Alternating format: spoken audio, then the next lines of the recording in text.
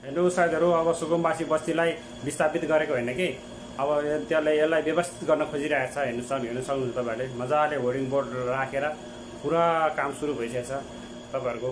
अब चुपचाप घन्टीमा छाप भन्ने मात्रै होइन कि चुपचाप काम सुरु भइसकेको छ होइन, मजाले काम सुरु भइसकेको छ। अब सुकुम बस्तीलाई बिगारेर त्यो विस्थापित गरेर सरकार चाहिँ सुधिरहेको छैन। सरकार त्योभन्दा अझ जागरुक भएर पुरा काममा लागिरहेछ। अब यो बस्तीलाई चाहिँ कसरी हुन्छ व्यवस्थित गर्ने र यो ठाउँलाई कसरी हुन्छ सदुपयोग गर्नेतिर चाहिँ सरकार अघि बढिरहेछ। यस्तै गरी अब सरकार अगाडि बढिरह्यो भने यो क्षेत्रलाई चाहिँ पुरा सुन्दर हरियाली बनाउनलाई खासै धेरै टाइम लाग्दैन। अब यसरी प्राविधिक टोलीहरू पनि अब मजाले खटाइरहेछ।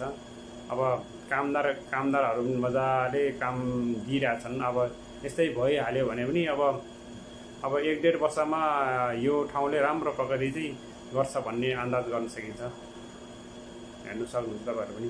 अब यसरी काम भटाभट भएको अनुसारले त 1-1.5 वर्षमा त जहाँसम्म लाग्छ जति पनि सुकुम्बासीहरू बसेको बस्तीहरूलाई अहिले विस्थापित गरेको होइन कि, अब त्यतिखेर 1-1.5 वर्ष पछाडि त पुरा व्यवस्थापन भएर मजाले पब्लिकले मजाले घुम्नलाई बस्नलाई मजाले गार्डनहरू बनाउने व्यवस्था चाहिँ सुरु हुन्छ जस्तो लागिरहेछ। अहिलेको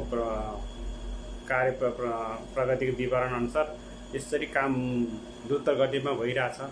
यसले गर्दा चाहिँ चाँडोभन्दा चाँडो चाहिँ यो कार्य सफल होला जस्तो लाग्छ है। यसरी कामदारहरू धेरैभन्दा धेरै खटाइरहेछ। अब यसरी प्राविधिक र कामदारहरू यसरी खटाएको अनुसारले चाहिँ अब यसको प्रगति चाहिँ चाँडै होला जस्तो लाग्छ है साथीहरू।